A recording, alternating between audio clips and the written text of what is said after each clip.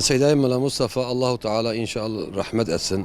Cennetiyle inşallah onu şereflendirsin. Günahlarını, taksiratını bizim de onunkini de affetsin. Seyyida'nın ben tanıdığım iki tane özelliğini söyleyeyim. Mutlaka çok özellikleri vardır. Daha fazla da bilinen özellikleri vardır ama ben dikkatimi celbeden iki tane özelliği ben söyleyeyim. Birincisi İslami çizgiye dik duruşuydu.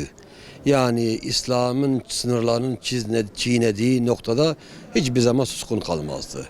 Tavizsizdi, taviz vermezdi, itiraz ederdi. Bu çok önemli ve bariz bir özelliği öne çıkıyordu. Yani izzetliydi İslam'ın çiğnediği zaman kişilere karşı. İkinci özelliği özellikle ömrünün son 15-20 yılını İttihadül Ulema'nın açıldıktan sonra o yaşına rağmen, ilerlemiş yaşına rağmen o küçücük daha İttihadın hazırlık medresesini tanzim ediyor, oraya bakıyordu. Oranın müderrisiydi. O küçücük çocuklarına zamanını böyle uzun zaman vermesi. Çok böyle sabırla, merhametle, şefkatle o çocuklara ilgilenmesi. Sizin de cenazede gördüğünüz gibi Seyyida'nın o gün ilgilendiği çocuklar, son 15-20 yıl ilgilendiği çocuklar gördüğünüz ki cenazede hepsi orada hazırdı. Yani bir nesil yetiştirdi, bir nesil arkasına bıraktı. Hayırla yad edilecek. Bu nesil devam ettiği müddetçe Seyyida'nın amel defteri de inşallah açık olacak ve hayırla yad edilecek. Seyyida vefat etmeden günün akşam malum vefatı, ben Gündüz'ü onu ziyaret ettim. Orada bir İttihad bana sahip çıksın, bir nevi cenazeme vasiteti, cenazeme, işte siz de gördüğünüz gibi İttihad bütün uleması ile beraber, öğrencilerle beraber Seyyida'nın cenazesine hazır hatimlerle, Kur'an'la, zikirle, tekbirle onu defnetti. Camiada hakeza. İki, camiaya selam söylememi istedi. Bu selamı da inşallah camiaya biz izlettik. İttihad çevresine, ulemasına, medreselerine, öğrencilerine. Seyyida'nın vefatı tabii akşam ben duydum. Gece böyle 10 civarıydı. O saatlerde arkadaşlar aradılar, vefatını haberini verdiler. Doğrusu yeri boş kalacak bir ulemanın daha dünyadan gittiğini o anda hissettim. Bunun yanında biz ittihad olarak, yani bizim üyelerimiz var, seydalarımız var, müderrislerimiz var, talebelerimiz var. Bir boşluğu olacak sürekli Seyyida'nın. O boşluk orada bekleyecek. Malum her bir alim gidince mutlaka bir boşluk bırakıyor. Seyyida'nın da bizde bıraktığı bir boşluk sürekli olacaktır. Allah rahmet etsin. 2000 yılları öncesi İslami düğünler yapılıyordu. Yani o düğünlerimiz yani davet ve tebliğ amaçlıydı. Yani düğünden ziyade bir düğün bir araç gibi oluyordu ve daha çok böyle davet ve tebliğ amaçlıydı. Onun için mesela düğünlerde önemli şahsiyetler bir araya gelirdi. Ve mümkün mertebe köylülerden, çevreden buldukları bir kişiyle hemen bakıyordun. Ona yanaşıyordu ve İslami onun hal hatır sorduktan sonra tanışıyorlardı ve sohbet etmeye başlıyorlardı. Bu vesileyle gerçekten birçok insan İslam'a, yani İslam davasına kazanıldı. Tabii ki aynı zamanda yani görüyorlardı, yani zaten düğünler meydanlarda yapılıyordu. O zaman çalgı falan hiçbir şey yoktu. Yani sadece sözlü şiirler söyleniyordu. O şekil düğünler yapılıyordu. Tabii o şiirlerin tamamı da hep İslami mesaj doluydu. İşte böyle bir düğünde ben Seyyida'yı tanıdım. Yani benim yani nispeten sesim o zaman güzel olduğu için arkadaşlar beni de çağırıyorlardı düğünlere. Yani yanılmıyorsam Bozek köyündeydi düğün. Yani Bozek köyü yakındır buraya. Bozek köyünde bir düğün olmuştu. Biz Bismil'den gelmiştik. O da Ergani'de gelmişti. O şekilde biz tanıştık. Seyyida bir konuşma yaptı orada. Bu şekilde Seyyida'yı ilk gördüğüm yer orası oldu. Tabii daha sonraları düğünlerde ve taziyelerde sık sık karşılaştık. O zaman hani taziyeler de çok oluyordu. Özellikle yani saldırılar, Müslümanlara karşı çok saldırılar oluyordu ve Müslümanlar yani hemen hemen her gün bir Müslüman şehit oluyordu. Bir iki Müslüman şehit oluyordu. Dolayısıyla taziyeler oluyordu. Bu taziyelerde çok defa görüştük. Ayrıca Susa'da karşılaştık. Susa'da konuşmacı olarak gitmiştim. O da o şekilde birkaç kişi böyle gitmiştik. Orada da tanışmamız daha da biraz ilerledi, yani biraz daha muhabbet, samimiyet oluştu. Tabii bizden büyük olduğu için biz saygı gösteriyorduk, Seyda'mızdı. Daha sonra babam vefat etti. Babam vefat ettiği zaman kendisi ve bir de Seyda Melesiraç babamın taziyesine geldiler ve orada kaldılar, yani böyle bir haftaya yakın kaldılar. Bu bir hafta içinde daha yakından onu tanıdım. Ben bu şekilde Seyda'yı tanıdım. Yani onun düşünce olarak, ahlaki olarak. Yani Seyda tavizsizdi. Onun en belirgin özelliği tavizsizliğiydi. Bazen bu tavizsizliği mesela karşı taraf kırılsa dahi taviz vermezdi yani. Bunu mesela bir de korkusuzca söylerdi. Mesela Bismil o zaman PKK'nın yuvasıydı yani. Halktan, avamdan, ne bileyim yani, hatta böyle din kisvesi altında birçok kişi de onlara meyilliydi. Ve bunlar mesela Seyda konuştuğu zaman, o zaman tabii hep böyle davet, tebliğ, İslam'ın hakimiyeti, Kur'an'ın hakimiyetinden bahsetti. Hatırlıyorum, bir tane molla o zaman sormuştu. Peki bunu kim yapacak diyordu Seyda yani. Şimdi cihanda bakıyorsunuz ki o zaman kelimesi de hani Kürtçe konuştuğu için dedi ki cihanda mesela bakıyorsun ki başka şeyler hakimdir. Bunu kim yapacak? Seyda o zaman dedi biz yapacağız, biz dedi. Yani o şekilde ona yani böyle çekinmeden cevap vermişti. Yani Seyda'nın o zaman gerçekten konuşma tarzı çok tesirliydi. Çünkü kalpten geldiği, inançtan geldiği besbelliydi. Hakikaten oraya gelenler de etkilenmişti. Birçok konuşmacı oldu ama Seyda'nın konuşması başkaydı. Yani gerçekten çok tesir etti. Hem aile fertleri üzerinde hem de çevreye gelen, yani çevreden gelen, taziyede bulunanlar üzerinde etkisi gerçekten ciddi oldu. Bunun dışında bir de bu bir muhaciretimiz oldu. 2000 yılları arasında, hani malumunuz o zaman Müslümanların üzerinde çok büyük bir baskı vardı. Yani hiçbir Müslüman rahat değildi o zaman. Muhaciret tabii ki Resullerin aleyhissalatu vesselam yaşadığı bir durumdur. İslam davasına giren mutlaka ondan tadar, yani o şeyi yapar. Biz de o şeyden elhamdülillah aldık bir miktar. Mecburen görevimizi de terk ettik. Yani memleketimizi de terk ettik. Akrabalarımızı da terk ettik. Şimdi Seyda'nınki biraz daha değişik oldu.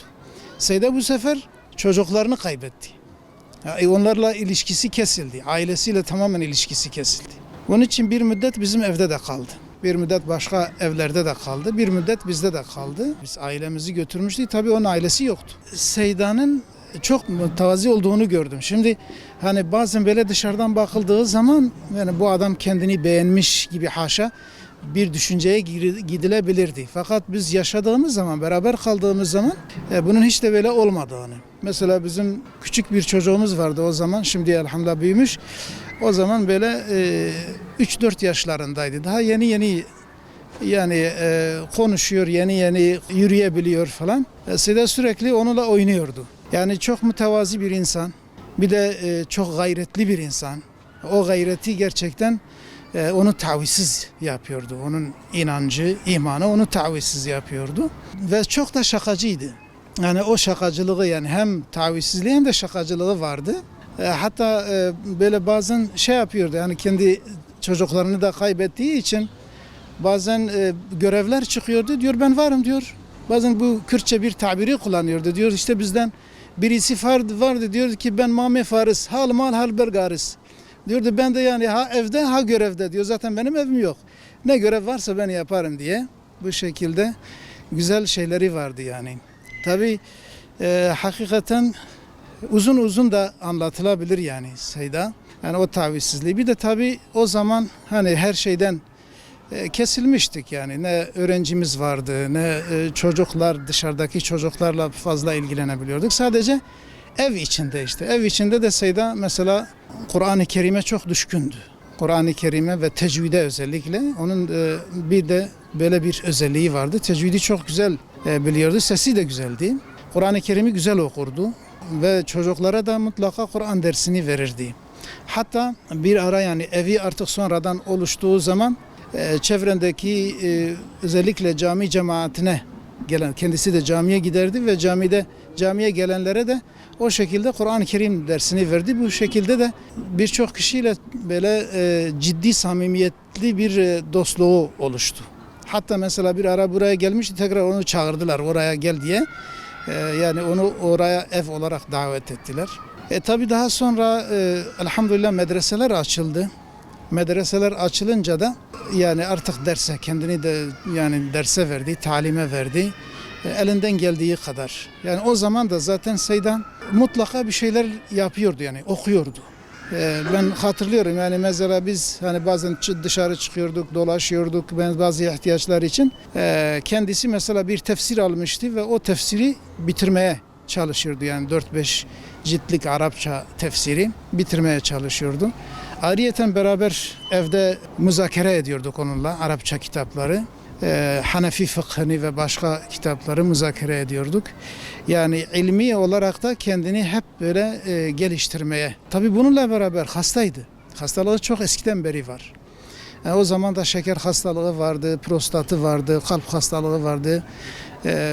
Sık sık da doktora gidiyordu. Buna rağmen de yani sanki bir genç gibi böyle ciddi bir şeyi vardı. Allah rahmet eylesin. Biz ondan razıydık. Ondan çok istifade ettik. Hakikaten yani bir kültürdü, bir mektebiydi, bir medreseydi. Rabbim Celle Celaluhu gani gani rahmet eylesin. Bizi onun ecrinden mahrum etmesin. Bizleri de onu da şehitlerle, salihlerle haşreylesin. Seyda çel sal beri mevudun astıkın. Daha tkun Seyda Jmara İslam diko. Seyda merhas İslami bu. Seyda cesurliği İslami bu.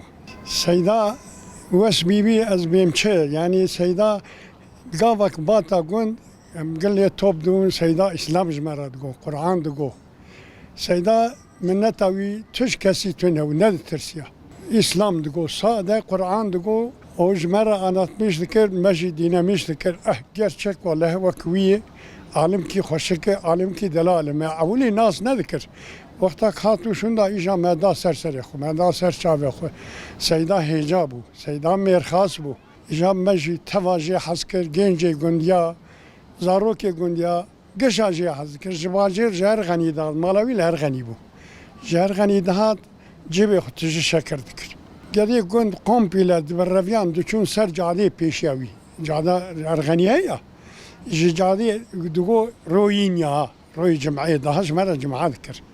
روی جمعی گری که نده سالی و پیش سالی یک کانیو دو هفت کتن ریزی بری خدان سیدا چون سیدا توپ دون و دست سیدا ماشک سیدا قوتی و ماشک شکر دانی علمی و شکرچی سوا شکر در رویان و دوشون نیجا گدانی توپ دکره دانی جوارا اسلام دگوتن انسان که فنی سیدا کیم هنه راه خو فدای دعوی دکره یعنی نحوجی پرابو پرمره کسی ندخواست احتاجی دگو خدا رزقی مدده جارنا هنکا پره دادای زکات مکا دگو زکات ناریم از نه زکاتی می دگو خدا رزقی مدده راستی والله ندای یکی ککلی که خیلی مهنک زکات دای سیدا لارغانی جامعه شورین قدرولی بو کم پره دای گوده سقدا برگواز پره ناریم کم گو چاوا گو تو سیدای به زکات نه گو زکات نار از زکات ناریم بده فقیره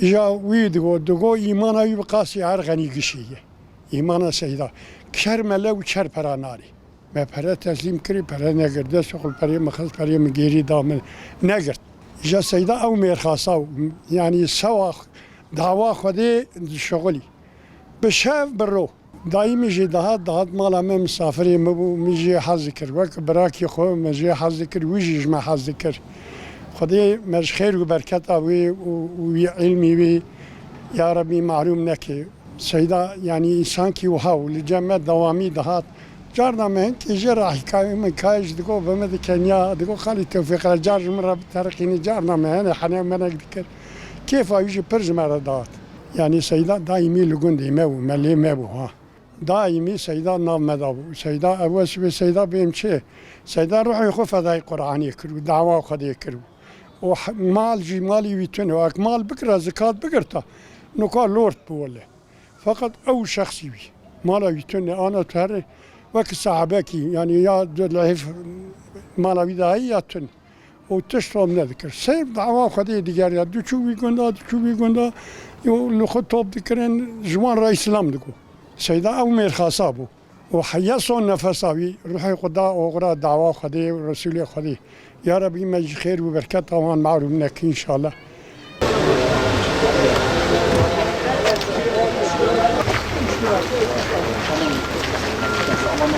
اللهم صل على